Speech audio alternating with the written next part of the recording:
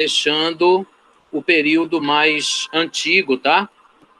E estamos entrando no período mais contemporâneo da literatura, certo? Vocês estão lembrados que nós terminamos a nossa última conversa diante de um período difícil, certo? Complicado, né? Que foi o da crise financeira, né? Aquela depressão, aqueles anos da depressão. E uma das consequências disso foi o enfraquecimento do capitalismo, né? E o fortalecimento do socialismo, do comunismo, né? Então, o efeito disso tudo foi que na Europa começaram a aparecer algumas figuras que, vamos dizer assim, se escudaram, né, no desejo de ajudar o povo, né, pensando no bem do povo, e que o povo aqui, o povo ali, mas acabaram se transformando em verdadeiros carrascos, né, da humanidade. Então, vocês podem pensar aí no Stalin, no Hitler, né, no Napoleão, mas eu não quero me concentrar nas pessoas, né? Eu quero me concentrar no fato. Então, o que aconteceu? Os Estados Unidos saiu da Primeira Guerra, entrou na depressão econômica. Quando os Estados Unidos, né, quando o povo americano conseguiu se reequilibrar, se reestruturar, se fortalecer, o que acontece?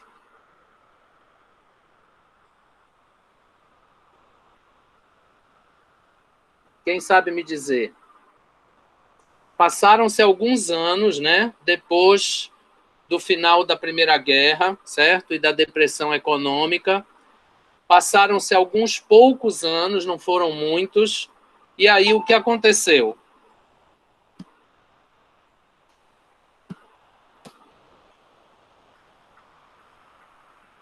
Apareceu um doido, né, chamado Hitler, não é isso? E esse doido chamado Hitler conduziu o mundo ao quê? Ao caos? A guerra? Mas a guerra novamente, né? Então lá vem a Segunda Guerra Mundial. E novamente o povo americano não queria a participação americana na guerra. E os Estados Unidos se manteve fora dela pela experiência anterior, claro, né? Até que aconteceu aquele incidente lá em Pearl Harbor, e aí os Estados Unidos foram obrigados a entrar na Segunda Guerra. E entraram, na verdade, para acabar com a guerra, né? Porque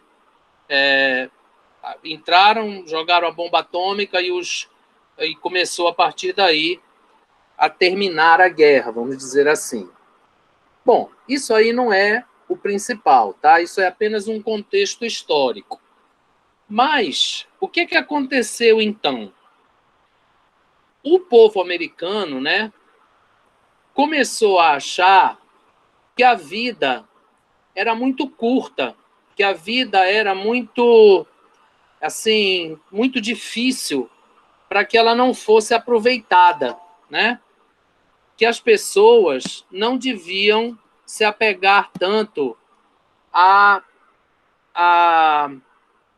valores sociais, né? Valores efêmeros, ao dinheiro, né? Porque tudo acaba, tudo passa e num piscar de olhos acontece uma desgraça completa e tudo vai por água abaixo. Então, vocês devem lembrar, porque isso aconteceu no mundo inteiro, que a partir do final da Segunda Guerra, na literatura, começou a haver um movimento reativo, começou a haver um movimento de crítica social, de reação aos valores sociais, né? A essa coisa de que a gente tem que viver de acordo com a sociedade. começou a haver um certo repúdio a tudo isso, tá? Ou seja, as pessoas começaram a querer aproveitar a vida de outra maneira, tá? Começaram a querer aproveitar a vida por elas próprias, quer dizer, na visão delas, certo? Então, ó, eu vou fazer aquilo que eu acho que eu gosto de fazer, né? E não vou ligar para o que estão dizendo.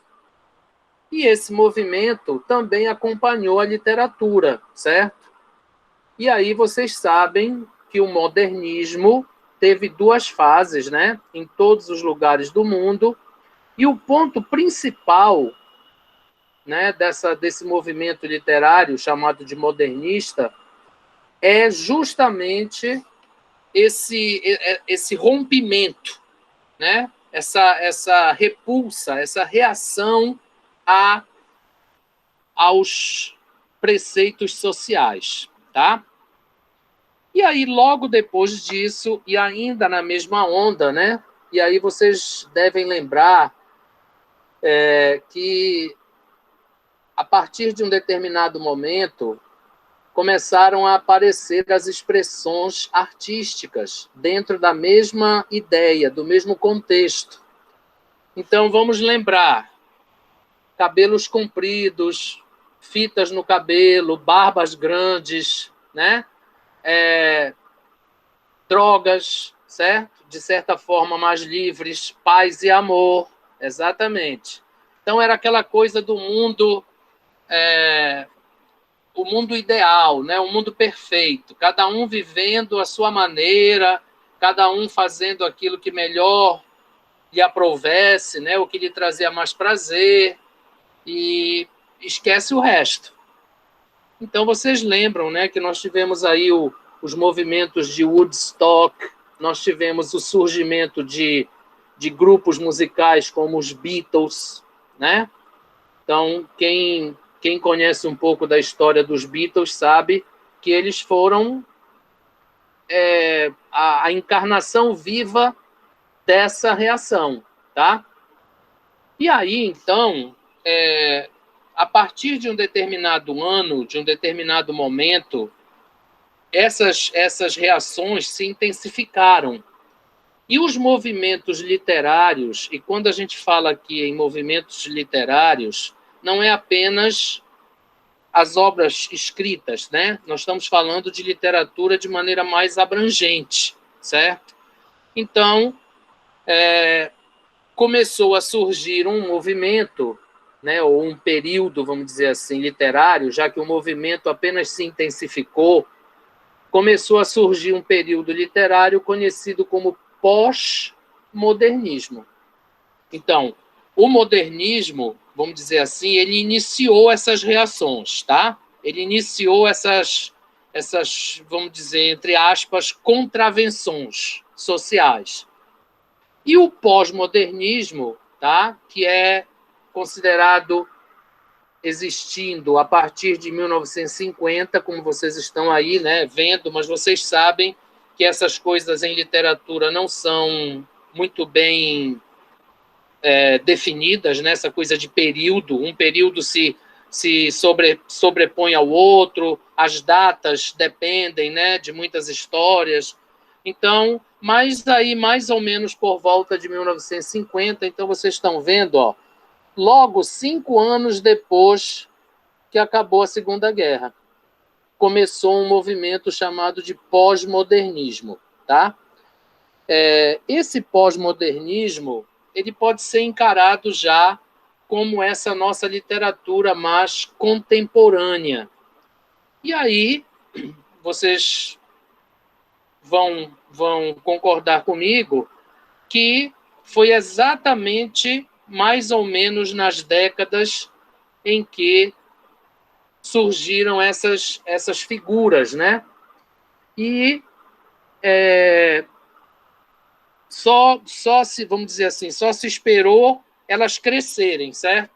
Aí lá pela década de 60, os movimentos eclodiram de forma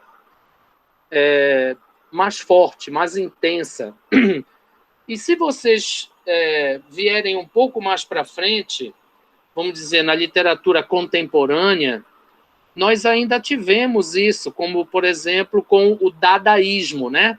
Que foi aquele movimento de expressão artística, né? Que desafiou, vamos dizer assim, as convenções sociais, né? Então, com certeza, vocês já ouviram falar naquela obra, né, aquela escultura que o artista do dadaísmo, né, pendurou uma bacia sanitária, né, na parede de cabeça para baixo e disse que aquilo era uma visão de vida. Então, o que é que está acontecendo, na verdade? As pessoas começaram a ver o mundo de uma maneira mais relativística, quer dizer, não é aquela verdade absoluta, entendeu? Tudo é relativo, tudo depende.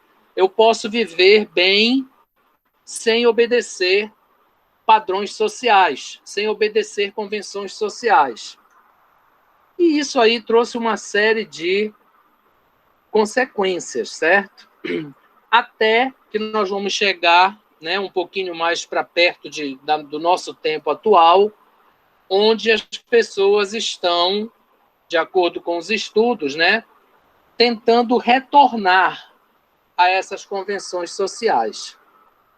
E uma das maiores consequências desses movimentos todos foi que as sociedades elas começaram a se mesclar, né? Apesar do racismo, apesar da discriminação, hoje em dia você já tem casamentos homofóbicos, né? Já tem casamentos com o mesmo sexo, já pode adotar um filho. Então, a sociedade evoluiu e as leis e o contexto todo também, certo? E é claro que isso afeta a literatura. Em algo chamado de literatura cor-de-rosa, que nada mais é do que uma literatura bem leve, né? Homoafetivos, exatamente. Que é uma literatura mais leve, certo? Então, você tem aí casamentos entre pessoas do mesmo sexo, tá? Você tem padrões sociais bem diferentes do que nós tínhamos há 50 anos atrás. Então, a nossa literatura de hoje é a literatura contemporânea. E aí existe uma outra discussão com relação a um conceito chamado de pós-contemporâneo, mas isso não vem ao caso aqui para nós. Uma consequência disso foram as identidades, né, gente? A mudança, certo, das coisas, a mudança dos conceitos, a mudança dos padrões de vida, certo? Está sendo muito rápida, muito dinâmica. E é claro que a literatura, como ela representa esses padrões, né? ela representa isso, a literatura representa a sociedade, certo? Aquilo que acontece na sociedade através dos olhos dos autores. A literatura não tem conseguido acompanhar de forma muito paralela essas mudanças todas, tá? Mas a literatura também evoluiu, correto? Muito bem. Então, nós estamos aqui, neste momento, discutindo esse período chamado de pós-modernismo, tá? E algumas características desse período são bem evidentes, certo? Uma delas é a visão, como eu disse a vocês ainda há pouco, relativística da realidade. Então, eu encaro a realidade, tá? Pelos meus olhos, né? Não é uma verdade absoluta, é tudo relativo, certo? Uma pessoa pode achar isso ruim, mas eu posso achar bom. Então, a minha família pode achar que eu não devo me envolver com drogas e eu posso achar que eu quero me envolver. Então, isso é um contexto social que existe, né? E isso é apenas um exemplo, tá? Mas a literatura passou a ter essa visão, certo? Então, hoje, vocês veem obras, né, que já vêm desde aquela época, certo? Por exemplo, uma das obras que vocês vão fazer um seminário na próxima semana, né, acho que é o grupo 9, não tem, 8, eu acho, que é O Mundo de Acordo com Garp, quer dizer, The World According to Garp. Então, o mundo na visão do Garp. Então, o que é isso? É uma pessoa olhando para o mundo dentro da sua relatividade e não de uma verdade absoluta, tá? Não há padrões, não há convenções. É relativo. Então, isso é uma das principais características deste período pós-moderno, tá? Uma outra característica é assim: cada um interpreta os fatos da realidade, certo? De acordo com as suas próprias experiências. Então, é a minha interpretação. Eu já tive experiências parecidas com essa, então eu sei como agir diante delas. Entenderam? Então, lembrem que isso é um pouco diferente lá do realismo, hein? O realismo era o fato real e todo mundo via ele do mesmo jeito, tá? Aqui não. Aqui, essas interpretações dependem da sua experiência, tá? Então, é a sua interpretação pessoal. E aí é claro, né, gente, que nós sabemos, certo? Que hoje essas discussões, essas reflexões da vida, né, são bastante complexas, tá? Então, pessoas diferentes têm cabeças diferentes, têm opiniões diferentes, e aí isso influencia o que o autor escreve, né? Ou os filmes, ou as músicas. E aí você pode pensar, por exemplo, que eu acho que já falei sobre isso com vocês, no funk, certo? No hip hop, no reggae, certo? O que são essas coisas? São expressões artísticas na visão dessas pessoas. Então, quem vive na favela, quem vive no morro, tem experiências diferentes de quem vive na vida urbana, vamos dizer assim, né? Nos centros urbanos, certo?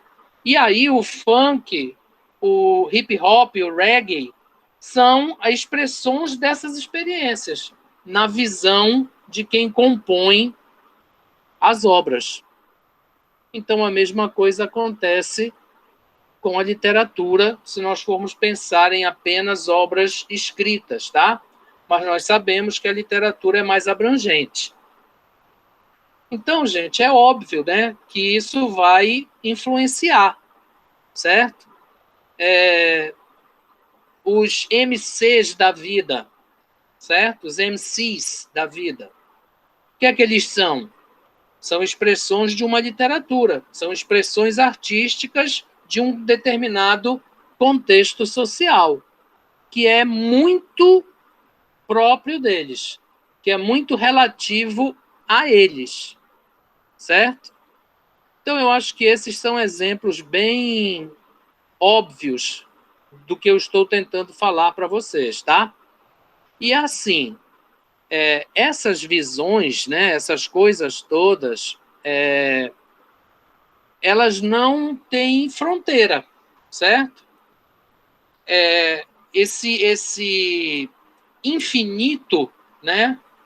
Esse infinito das expressões, essa coisa líquida, né, que se transforma permanentemente, não tem fronteira, gente. Isso é uma coisa que só depende de você, né? Você é que impõe essas fronteiras. Então, vocês já ouviram aí músicas, né, bem pesadas, certo? Com letras bem pesadas, tá? Que, durante um certo tempo, foram sucessos, certo? E aí a gente se pergunta, mas como que elas podem ter sido sucesso se elas têm letras assim tão pesadas, né? Às vezes tão tristes, né? Tão amargas. Mas o que é isso? É uma reação social, é uma reação às convenções. E é o extrapolar dos limites, das fronteiras, tá? E esse extrapolar, ele serve como mola propulsora para você produzir cada vez mais longe e mais, vamos dizer assim, reativamente, tá? E é o que diz esse item 3 aqui, ó. As fronteiras são incertas e a cultura popular torna-se um estímulo propulsor na literatura e na arte. Então, por exemplo, vocês têm hoje, né, obras que discutem religião de uma forma mais, vamos dizer assim, forte, né? Vocês têm obras hoje em dia que criticam o Vaticano, que criticam a Igreja, que criticam a política, certo? Vocês têm obras hoje que, vamos dizer assim, elevam o espírito das favelas, dos morros, certo? Vocês têm obras hoje que discutem de forma mais clara e mais evidente a vida dos negros, certo? A discriminação. Então, aí, ó, vamos pensar aqui no seguinte. Vamos pensar aqui na parada LGBT. O que é a parada LGBT? Agora já é LGBT, Q, mais I, sei lá o quê. O que é isso? Isso é uma expressão artística, certo? Isso é literatura, certo? Então, é um evento artístico, correto, Cleonete? Mas vejam bem, é bem diferente, por exemplo, de uma escola de samba no carnaval, correto? Então, justamente, é isso. Então, essa parada LGBT, ela defende o quê? A liberdade de gêneros, certo? E isso não é uma reação social? Isso aí não é um tema que a sociedade hoje discute muito? Então é isso, gente. A literatura, ela precisa acompanhar os mesmos movimentos. Certo? É claro que nós não vamos poder estudar aqui essas obras mais próximas de nós, né? Porque elas não são consideradas clássicos da literatura ainda. Mas daqui a alguns anos elas com certeza passarão a ser, certo? Nós vamos trabalhar com os autores mais clássicos daquela época, certo? Mas se vocês olharem aqui na relação que eu coloquei aqui para vocês, vocês vão ver que há muitos que não estão lá nos 2 seminários que nós vamos estudar, certo? Que aqueles 2 seminários são os mais representativos do período, tá?